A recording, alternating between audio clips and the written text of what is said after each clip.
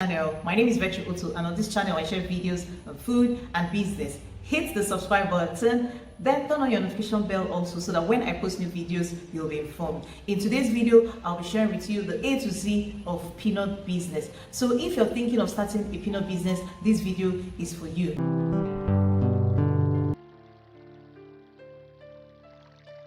Grab your notepad, your pen, your favorite peanut snack, and let's dive into the world of peanut entrepreneurship. So why should you start a peanut business? Number one reason is that there is high demand for peanuts. In fact, as you're watching me right now, you're probably eating peanuts because almost every family, at least majority of people, love to eat peanuts. Children love it, adults eat peanuts. So there's a high demand, which makes it a lucrative business if you start it right. So one of the reasons why you should start a peanut business is because there's high demand for it. Another reason why you should start a peanut business because of the low startup cost. In fact, you just need groundnuts, a few ingredients, and then you can start this business. Basically, you don't need to start up, you don't need to buy so much equipment and a lot. The startup cost is actually low. Peanut business typically requires a low investment and overhead cost. Number three is easy production. The production process for peanuts is quite easy, and you can easily scale up your peanut business. So you don't need so much heavy equipment. The process is quite easy, and it's also easy to transfer the knowledge to your staff. So this is an easy business to start. Another reason is that it has a stable shelf life. This will allow you to reduce the risk of food waste and also help you to manage your inventory easily. So if you're thinking of a business to start, then you should give the peanut business a try. Peanut is a healthy snack. People are actually looking for healthier snack alternatives. Now I'll be moving on to the next point, which is how to start a peanut business. The first step is market research. You need to find out or make a research concerning your target audience. Who are you targeting? Concerning your competition, what are they currently doing? What are the options or the different kinds of peanuts and the different sizes in the market? To have an idea of your market, to also have an idea of your target market, you have to research, you have to find out what is actually working, the different flavors in the market, and also find out how you can improve on what is currently available in the market. You also have to make a research of the demand. What is the level of demand in your location? Then, who are your potential competitors in your area? Find out also what they're doing wrong and ways you can come into the market with a better offer, better packaging, and ask people questions. Okay, people that are already buying this product, maybe when you go to a supermarket or you see people in the market, ask questions to people who have tried out different peanut products. Find out, make a detailed research so that when you're coming, you are coming out loud, you're coming out prepared. Okay, so the first step is always to do a market research. You have to create your business plan. Your business plan, you're going to outline your goals, outline your target audience. Who are your people you are targeting? Remember, you've already done your research. You outline your budget, your startup cost, your pricing strategy, your marketing plan, and everything that you need to include in your business plan. You also make projections or a forecast of how much you intend to earn and what is the future of the company, how far is the company going. So basically, make a research on how to write a proper business plan. It doesn't have to be voluminous, like maybe 30 pages. It could just be a brief outline or a plan of where you intend the company to grow, and all these things are also outlined. The next step you want to consider is the legal considerations. At this point, you have to register your business name. Okay, decide. Here in Nigeria, business registration is done in CAC. Decide to register your business.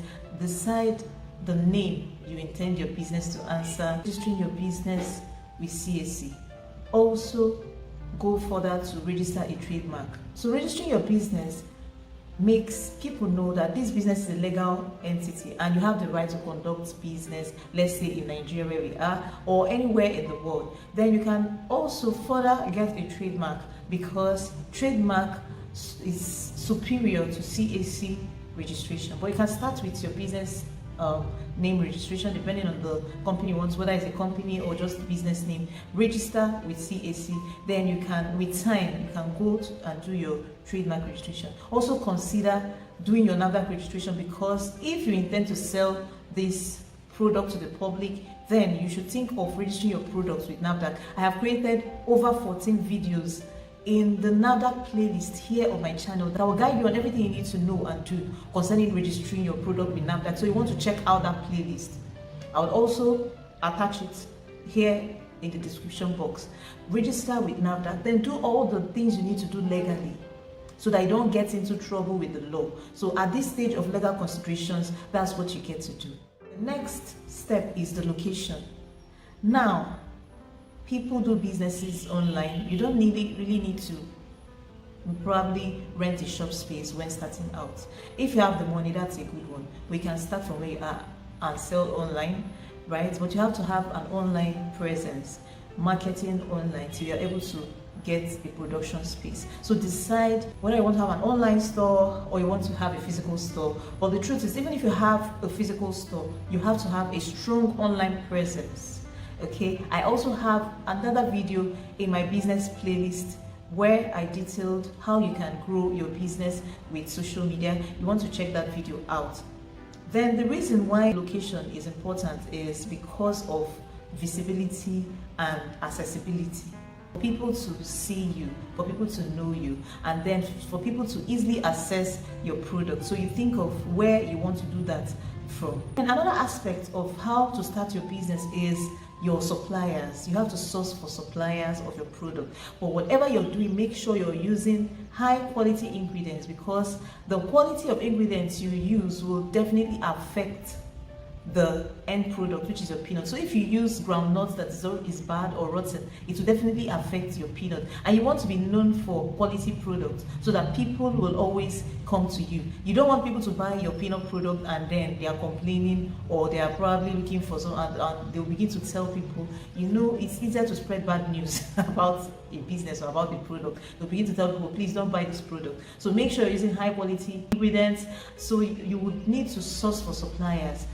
People that you're sure would give you products all year round. Source for suppliers, and it's always good not to have just one particular supplier. Go to the market, make inquiries. If possible, think of how you can also buy some of these ingredients in bulk. Currently, prices of things are going up. The last few weeks back, a bag of flour was about 37,500, and I'm hearing it's going up by the day.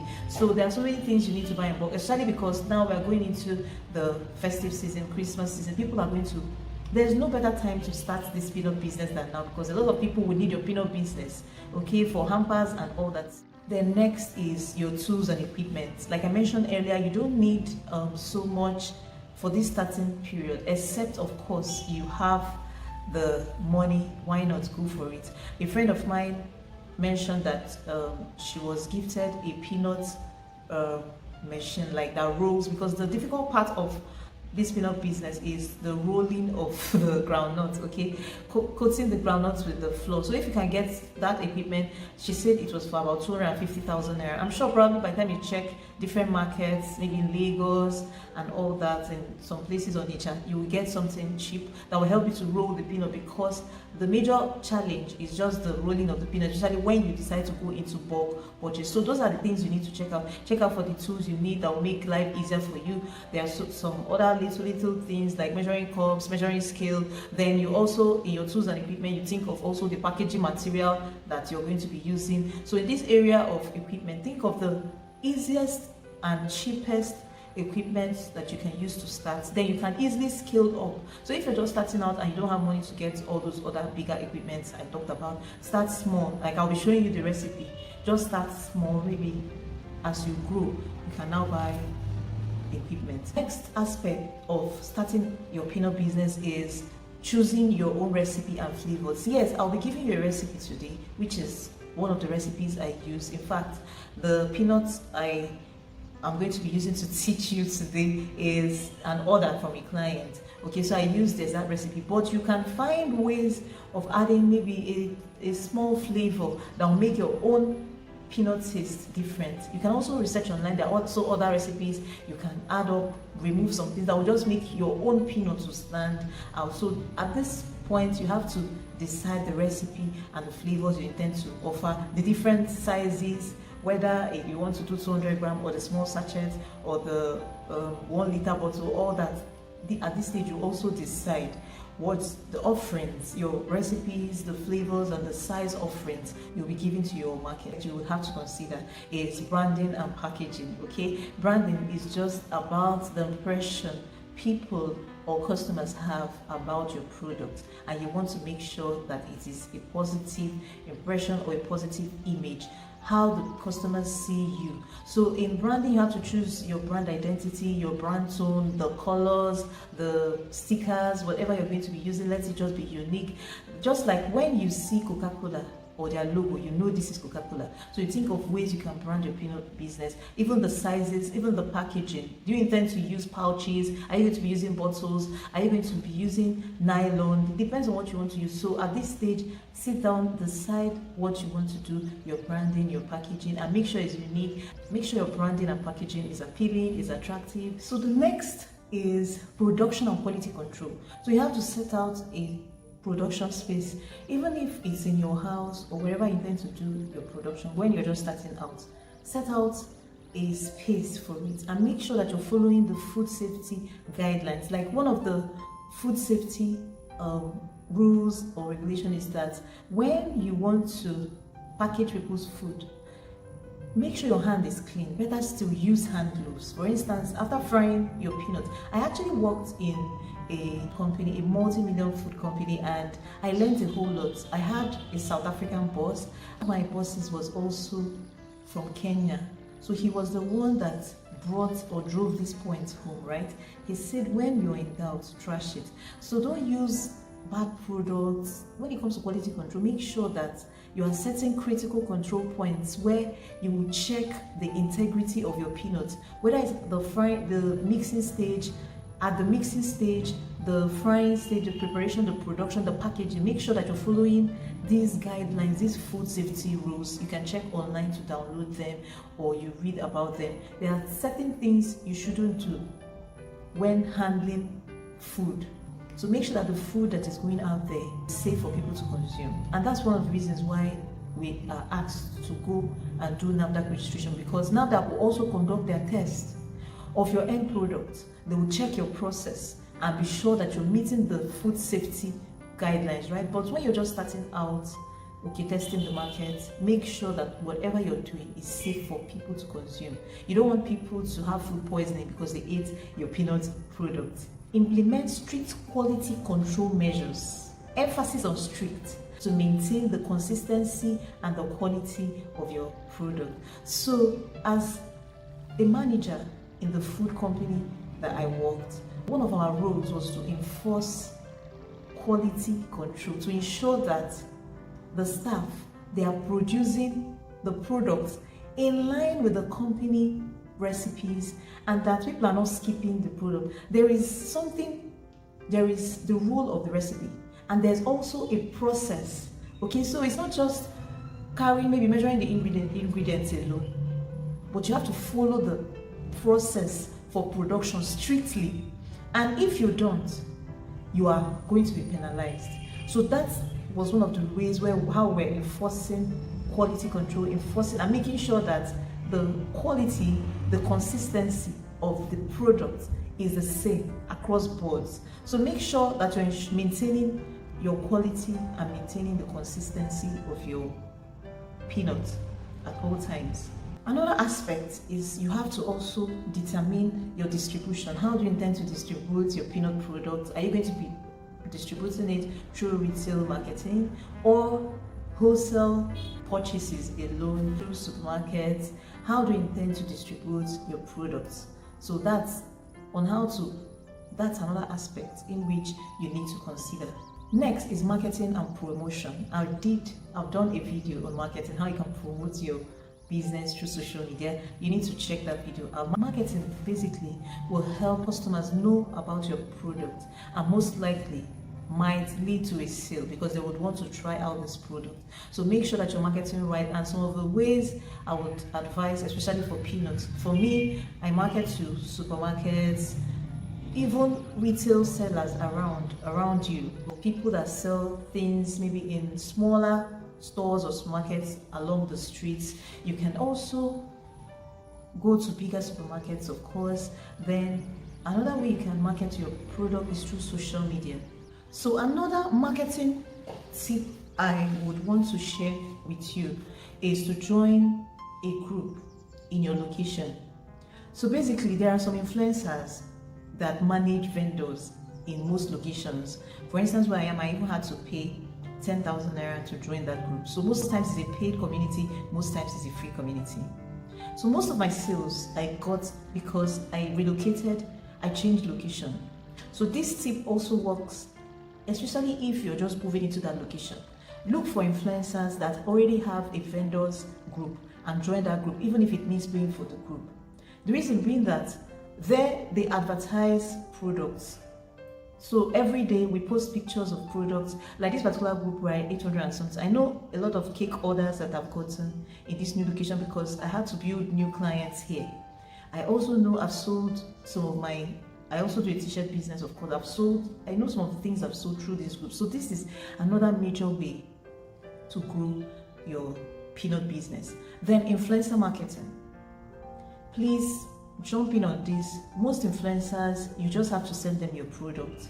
Most influencers, you have to collaborate with them. Some you have to pay. So just find out an influencer that has your target audience, and there are different levels of influencing and different levels of influencers, okay? So one that you can afford, and also put out a word there. The basic thing is just marketing your product and letting people get to know you, and then eventually buy your product.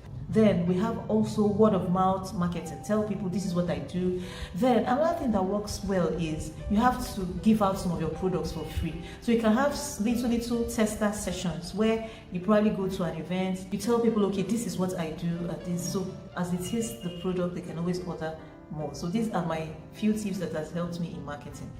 Ensure to engage with your customers. When you eventually start getting customers, make sure you're engaging with them. Check out their feedbacks and make sure you're improving on the negative feedbacks while looking for ways to even get better on the positive feedbacks, either maintaining it or getting better. Record keeping and financial management is also key for your business to grow.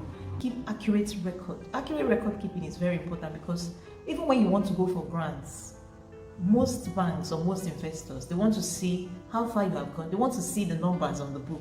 So you don't just wake up and do things anyhow. Make sure you're keeping record, accurate book keeping, okay, of your products and what you're doing. With these steps, you can start out your peanut business and grow from there. Then I'll be going into the crux of the matter, which is basically a simple way that you can cost and probably price your products. I actually have my masterclass students, and I'll be teaching you some of the things that I teach them in costing and pricing. If you would want to join my food costing and food pricing masterclass, then send me an email. My email will be on the screen and also in the description box. So let's me that this is a full course, a full online course on starting a peanuts business. If you enjoyed this video, kindly subscribe to my channel, hit the notification button. The things I shared in this video, a lot of people you have to pay a price to be able to attend it as a course, but I'm giving out this value. So the little I ask of you is please share my video, subscribe to my channel, hit the notification button. Thank you for watching.